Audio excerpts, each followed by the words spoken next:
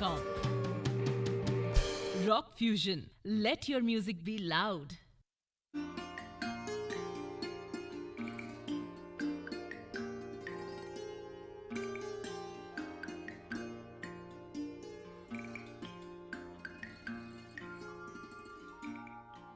नाजरीन आदाब, कारवानी शऊर की आज की किस्त में आपका खैर मकदम है, आपका इस्तकबाल है।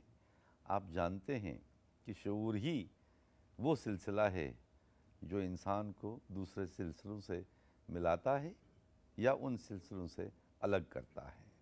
कारवानी शऊर इंसान की रहनुमाई भी करता है, अपने साथ भी ले चलता है और मंजिल तक भी पहुंचा देता है। शऊर ही ने इंसान को एक मंजिल से दूसरी मंजिल तक, ज़मीन से सितारों तक, सितारों से सयारों तक कहाँ की सैर नहीं कराई। आज के इस प्रोग्राम में हमारे साथ जो मेज़बानी का फ़र्ज़ अदा करेंगी वह हैं डॉक्टर नुसरत जहाँ साहिबा, और आज के ख़ास मेहमान जो हमारे इस प्रोग्राम के हैं उनका ताल्लुक़ एक ऐसी सरज़मीन से है जिनका न सिर्फ़ हिंदुस्तान की आज़ादी के साथ जहाँ के लोगों का इन्हें बड़ा ताल्लुक़ रहा है, और फिर उर्दू की तरवीज और तरक्की में भी वो जगह बहुत अहम और नुमायाँ काम करती रही है। मेरी मुराद मेरठ से है। जंग आज़ादी का सिलसिला जो है वो हमारे यहाँ वहीं से शुरू हुआ।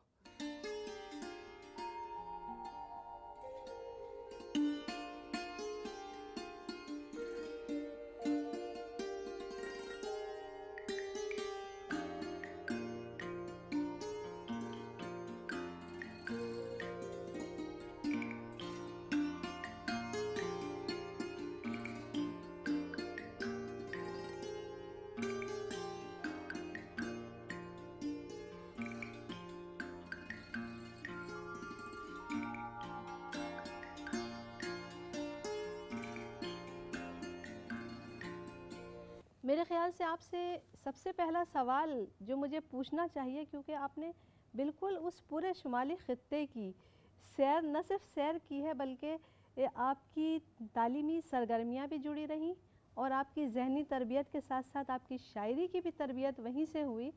तो आप मुझे ये बताएं कि आपकी इस जो आपकी ज़हनी तरबियत के दाखिली और ख़ारजी सरचश्मे हैं, इनकी नशो नुमा में किन लोगों का साथ रहा और किस तरह आपकी आबियारी होती रही? तो आपने बड़ा दिलचस्प सवाल किया कि मेरठ से दिल्ली, दिल्ली से कोटा, अजमेर से उदयपुर, अजमेर, ये सारे शुमाली हिंदुस्तान का सफ़र है। जी। और आपने यूँ कहिए कि मेरे अंदर एक हिजानी सी कैफियत पैदा कर दी आपके इस सवाल की वजह से। मैं अपने वालिद के साथ सुबह की सैर पे जाया करता था। मेरे वालिद फ़ारसी के उस्ताद थे और बड़ा सुथरा ज़ौक़ रखते थे ज़बान व अदब का। बाकायदा शायर नहीं थे लेकिन बड़ा सुथरा ज़ौक़ था उनका। तो अक्सर में हमारा गुज़र जो था उस मुस्तफ़ा कैसल के सामने से हुआ करता था, जो हमारे बचपन में नवाब इस्माइल ख़ान की कोठी के नाम से मशहूर थी। लेकिन ये जो महल था ये नवाब मुस्तफ़ा ख़ान शेफ्ता का था। और जब हम 10वीं 11वीं की जमात में आए तो हम इस मैदान में क्रिकेट खेला करते थे और मेरे साथी क्रिकेट खेलते थे और मैं बैठा हुआ उनकी किट के पास ये सोचा करता था कि ये वो हवेली है, ये वो महल है जहाँ मिर्ज़ा गालिब शेफ्ता रहते थे, मिर्ज़ा गालिब यहाँ आते थे और उनके मुताबिक खतूत में। तो मुझे ऐसा लगता था कि मेरा कोई ना कोई ज़हनी रिश्ता इन तमाम तर लोगों से जुड़ गया। तो एक माहौल था पूरा का पूरा।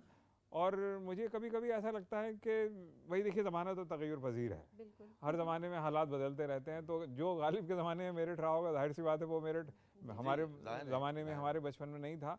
लेकिन फिर भी मैंने देखा कि फिर भी बहुत सारी कदरें थीं जो वहाँ पर उस ज़माने में भी बाकी थीं। और उसी ज़माने में अमीरुल्लाह खान शाहीन जैसी नस्र की बड़ी शख्सियत वहाँ मौजूद थी, जो मेरठ की बोली ठोली में बिल्कुल अपनी तहक़ीक़ और तनक़ीद पेश करते थे। और आपको ताज्जुब होगा कि उनकी जो किताब असालिब नस्र है वो उर्दू की उन बड़ी किताबों में शुमार होती है, चंद किताबों में जो बेशक डॉक्टर साहब आपने वजह फरमाया कि ज़बान के बारे में जो उसमें बयान किया गया है। जी। तो वो तो बिल्कुल एक हमारे तालिब इल्मों को राह दिखाने और नस्र की सही नुमाइंदगी की बात है। उसलूबियात पर किताबें हैं, एक ज़ोर साहब ने काम किया था एक बार, उसके बाद आबिद अली आबिद ने, फिर अमीरुल्लाह खान शाहीन साहब की किताब है। और अब उसके असालिब नस्र के हवाले से जब भी गुफ्तगू होती है तो मेरी खुशकिस्मती है डॉक्टर साहब के मुझे इन तीनों असददा से, अमीरुल्लाह खान शाहीन साहब से भी मेरठ में, और हफीज़ मेहटी साहब से, बशीर बट साहब से, और कभी कभी अगर इसमें मैंने अपने पेशलफ्ज़ में लिखा भी अपने शहरी मजमूए के कि मैंने इंसानियत का सबक हफीज़ मेहटी साहब से पढ़ा, और ज़िंदगी जीने का सलीक़ा मैंने बशीर बद्र से सीखा।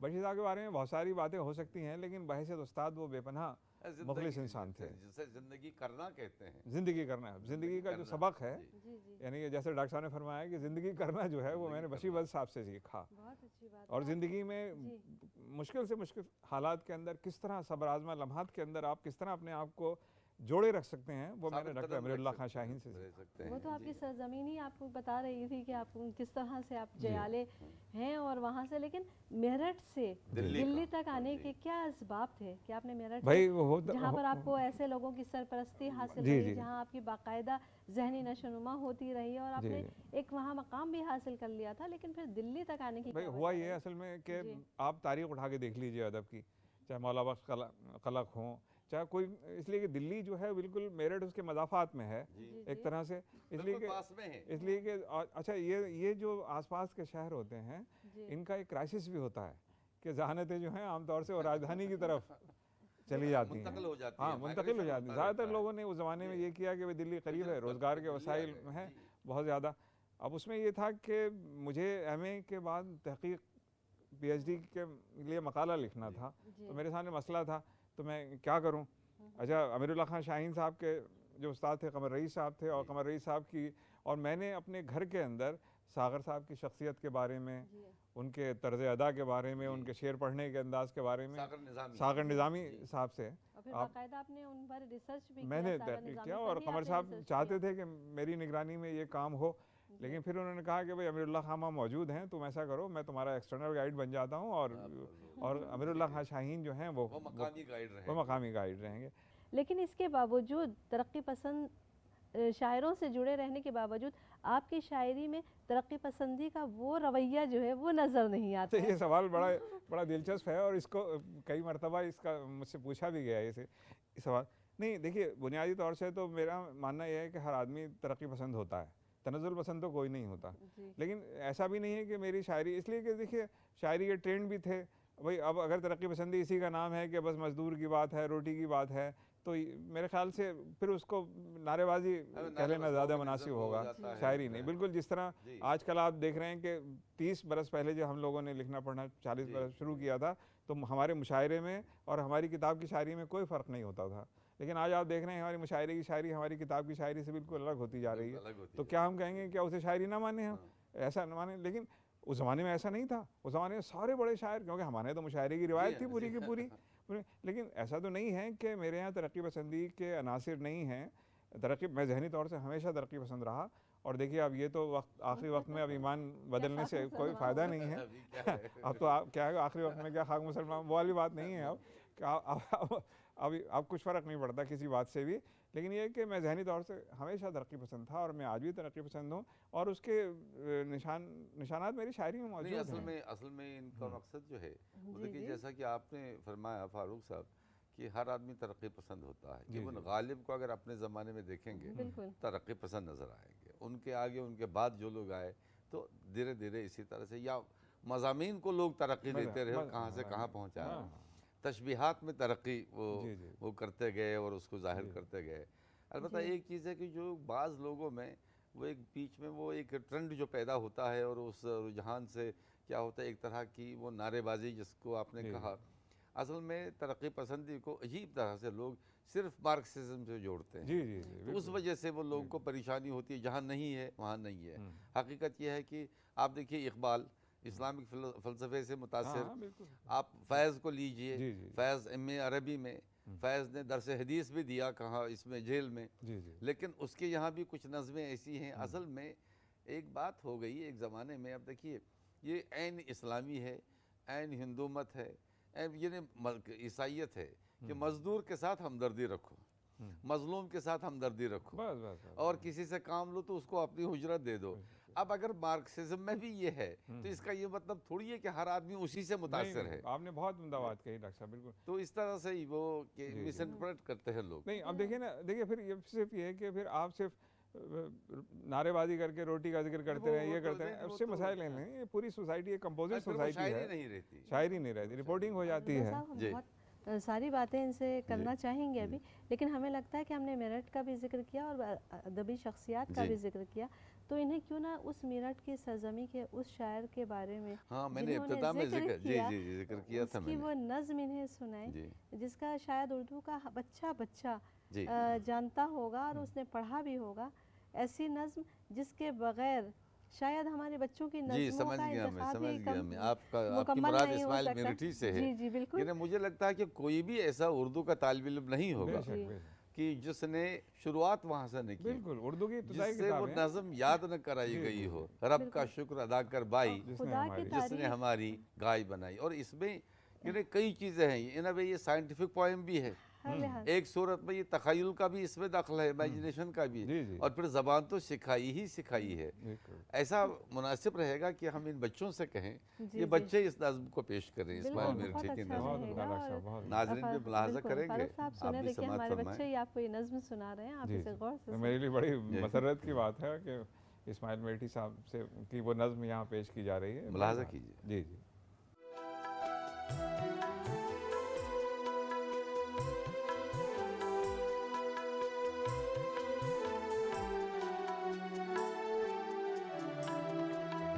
रब का शुक्र अदा कर भाई, जिसने हमारी गाय बनाई।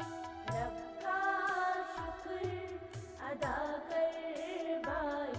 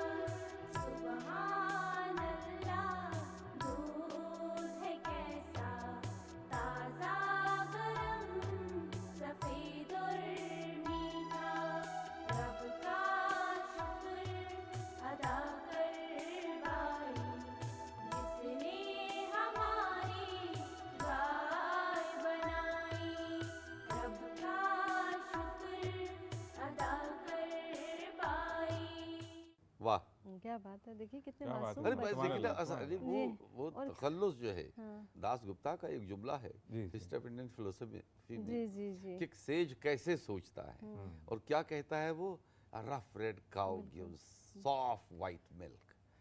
वो ये जो घास और जंगल और गाय और उसकी वो रेडनेस बिल्कुल। और क्या क्या, फिर वो दूध, अच्छा फिर वो मक्खन और क्या क्या, नहीं वो अरे कितना उम्दा शेर है उसमें, अभी आपने देखा हाँ, कि कि खाक से उसने सब सवाल दूध उगाया। दही और मट्ठा अब मस्का मट्ठा मस जी। अच्छा देना जबान खुदा तो देखिए, किसके बस का। जबान जरा देखिए, देखिए जबान का बिल्कुल, तस्वीर लेना जबान इस्तेमाल का है। देखिए, और देना खुदा बच्चों तो में एक किसके बस जोश का। सा जी, पैदा हो जी। जाता है एक लड़की कि बगाड़ती है दाल। रोज जरा की सोचिए देखी हुई कैसी उम्दा उम्दा कैफियत नज़र। रहती है। अच्छा अलग सा और हर आदमी की नक्श इब्तदा- नक्श नक्श है जहनों पर, बेशक। जिन्होंने उर्दू पढ़ी जी। है, हाँ। जाहिर कि बचपन में जो चीज़ याद हो गई वो तो बुढ़ापे तक वो नहीं छूटती।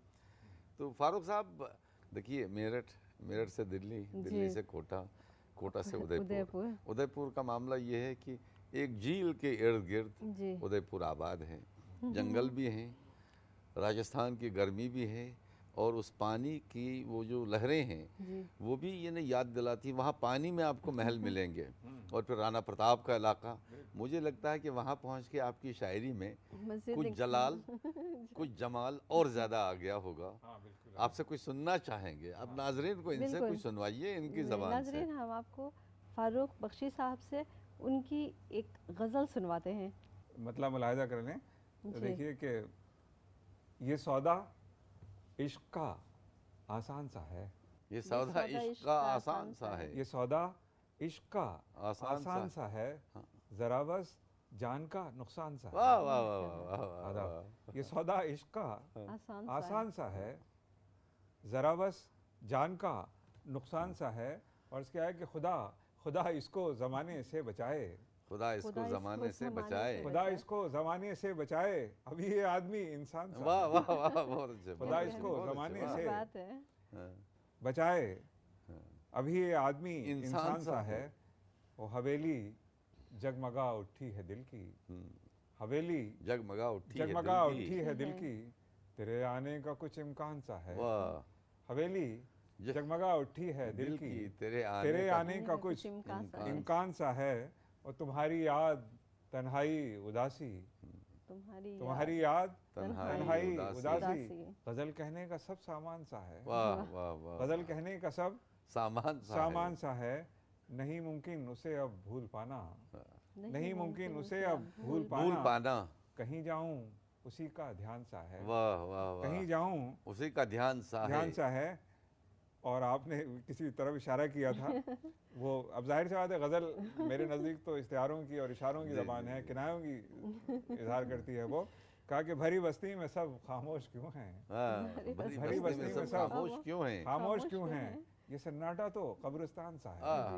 बहुत ही बड़ा करंट लेकिन- उन्वान जदीद है। नजरिया नहीं चलिए, अब एक छोटी सी बहुत नज़्म और शुक्रिया। सुनाता हूँ। आपने सारे सफ़र का जिक्र किया, जी, मेरठ से राजस्थान तक के सफ़र का। एक छोटी सी नज़्म है, वो बस्ती, जी, मुलाहिजा बस। करें। वो बस क्योंकि मैं ज़िंदगी भर कंपोजिट कल्चर के साथ ज़िंदा रहा, वही मेरा नुक्ता नज़र है। और मैं उसे ज़बानी नहीं कहता, बल्कि वैसी ज़िंदगी में जीता भी हूँ। जी, जी कहा कि वो बस्ती याद आती है, वो चेहरे याद आते हैं, वो बस्ती याद आती है, वो बस्ती याद आती है, वो चेहरे याद आते हैं।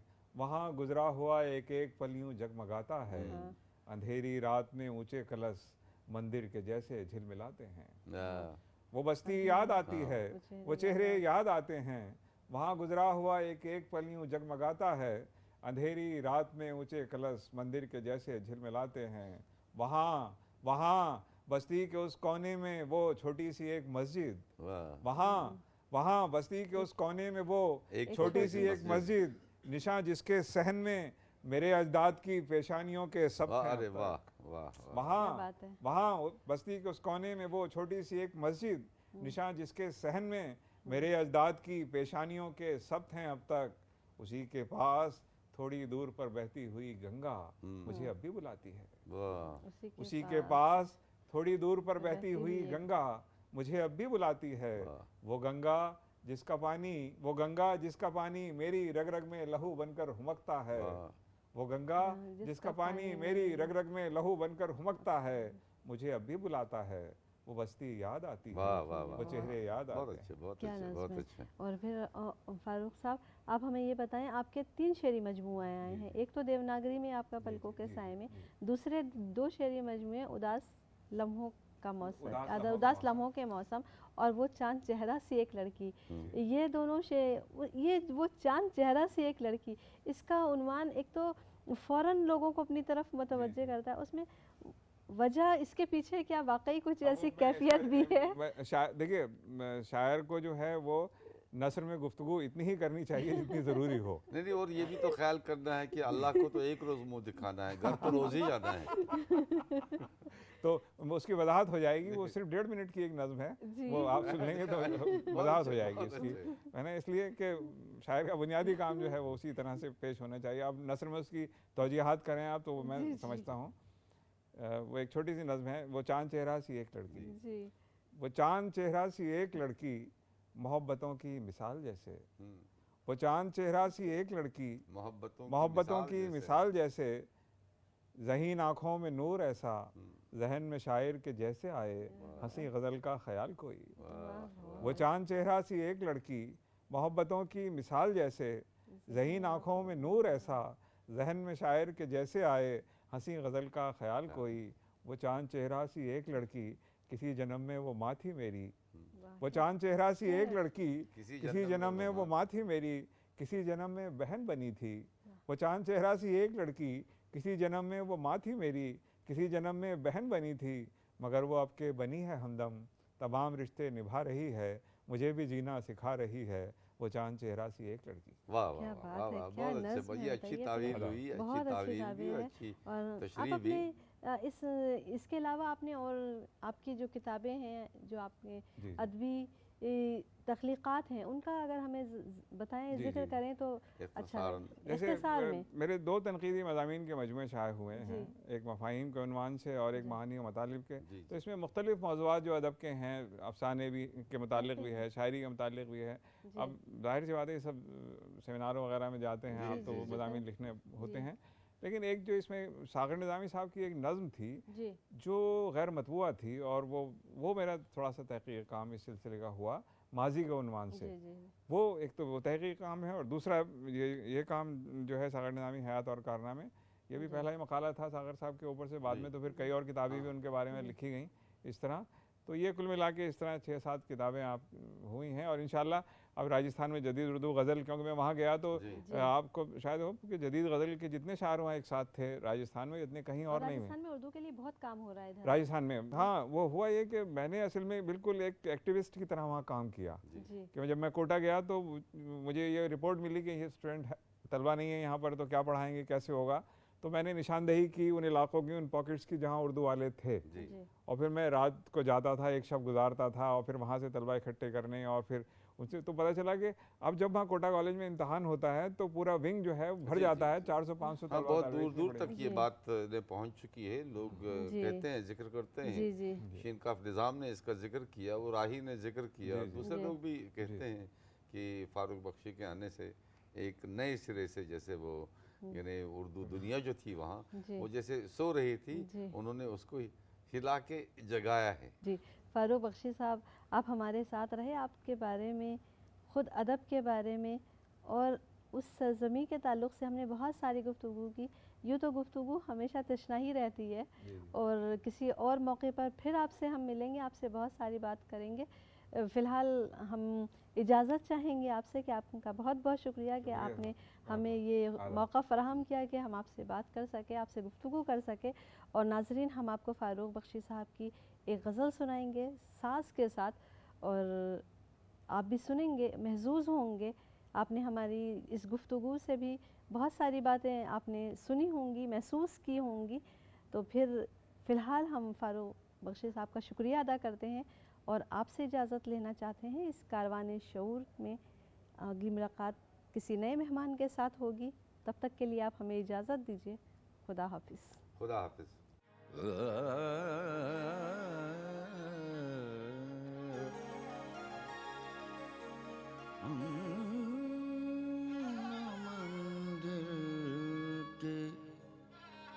न मस्जिद की तरफ दारों में।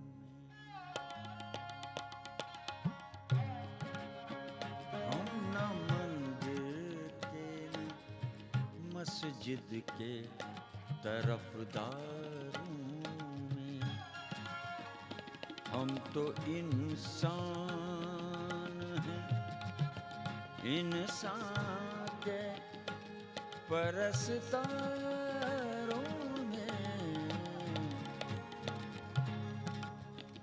हम न मंदिर के न मस्जिद के तरफदारों।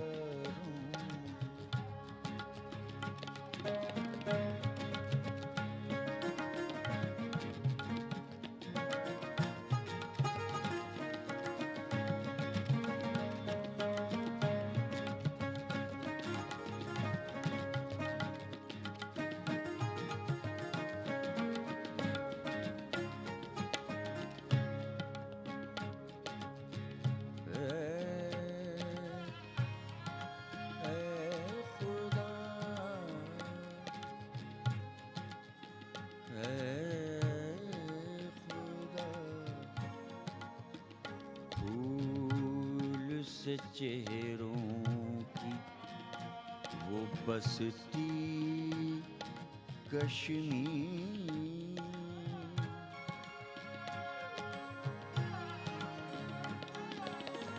है खुदा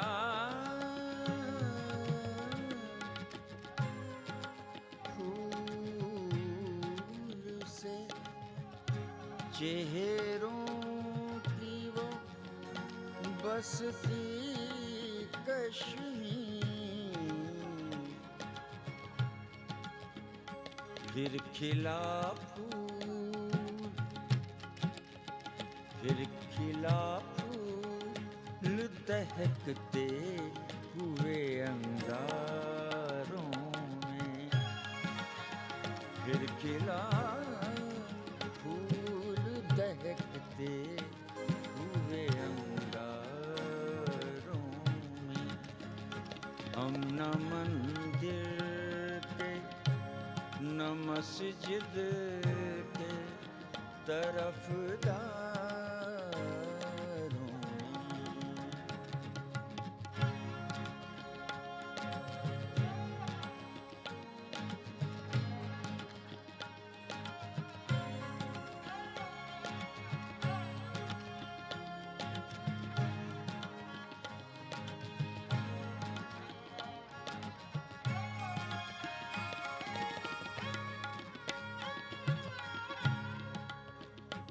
रास्ता देखती आँखों के दिए बुझ भी गए,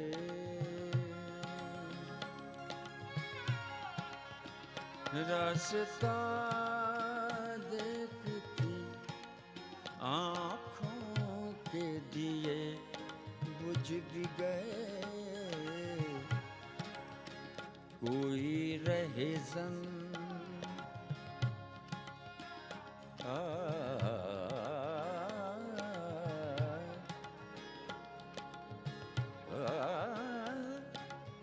कोई रोज़न न हुआ रात की दीवारों।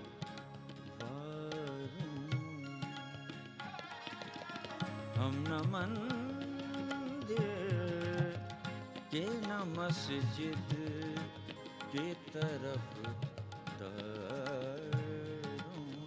में, तरफदार